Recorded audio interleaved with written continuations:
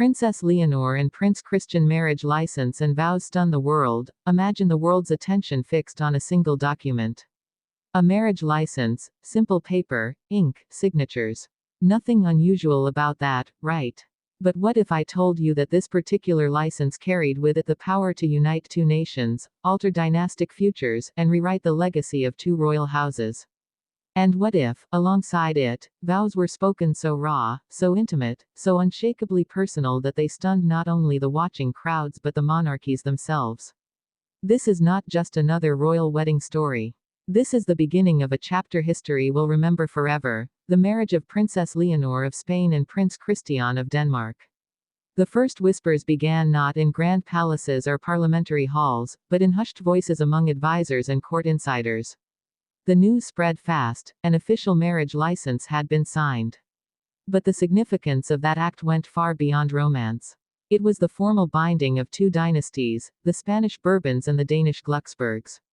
For centuries, Europe's royals have married strategically, yet Leonor and Christian's union carries an air of authenticity, love-meeting duty in a rare balance that even the crown could not resist. But what does this mean for Spain, for Denmark, and for the monarchy itself?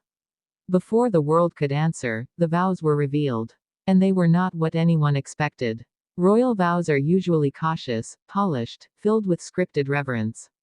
But here, Leonor's words carried the trembling of sincerity. She spoke not just as a crown princess but as a woman, one who acknowledged her duty, her heritage, but also her heart.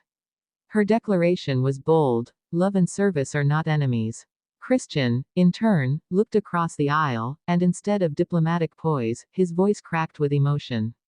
He promised not only loyalty to Leonor but to the future she represents, the Spanish throne, her people, and the unity of Europe. Those words echoed beyond the gilded halls.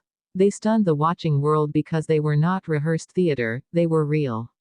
And so, the curiosity begins: why now? Why did this moment carry such power when royal marriages have happened for centuries?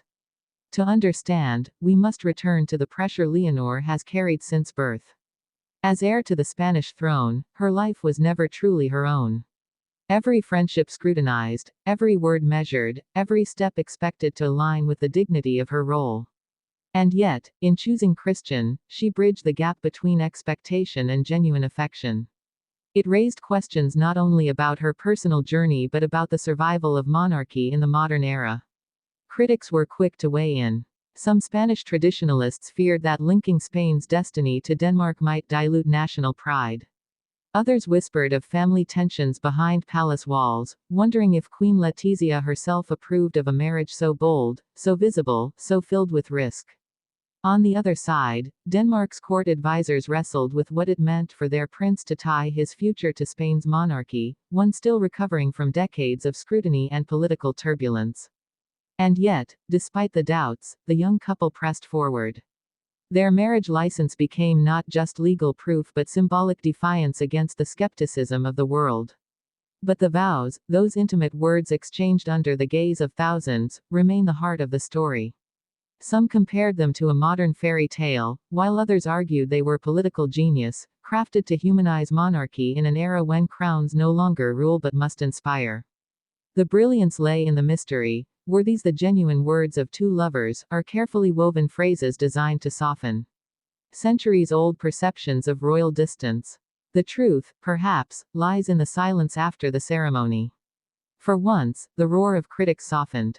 The headlines spoke not of duty alone, but of hope, connection, and a sense of renewal for Spain's future queen.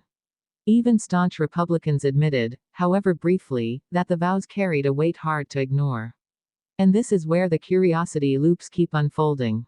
What happens next? Will Leonor's reign one day be remembered not only for her policies but for the day her vows redefined monarchy? Will Christian's presence at her side be a stabilizing anchor, or a challenge to Spain's sovereignty? And above all, how will the people of Spain respond to a queen whose heart has already crossed borders? The story of this marriage license and these vows is more than romance. It is the weaving of tradition and transformation, of family duty and personal choice. It is the spark of a love story with political consequences that ripple across Europe. And as the world continues to watch, one thing is clear: Princess Leonor and Prince Christian have not only stunned us with their vows, they have dared us to believe, for the first time in a long time, that royalty can still surprise us. This is not the end. It is the beginning of a reign, a love, and a chapter that will shape history. And as we return again and again to that moment, the signatures on the license, the trembling voices in their vows, we realize something extraordinary. Monarchy may be ancient, but through them, it has found a way to feel new again.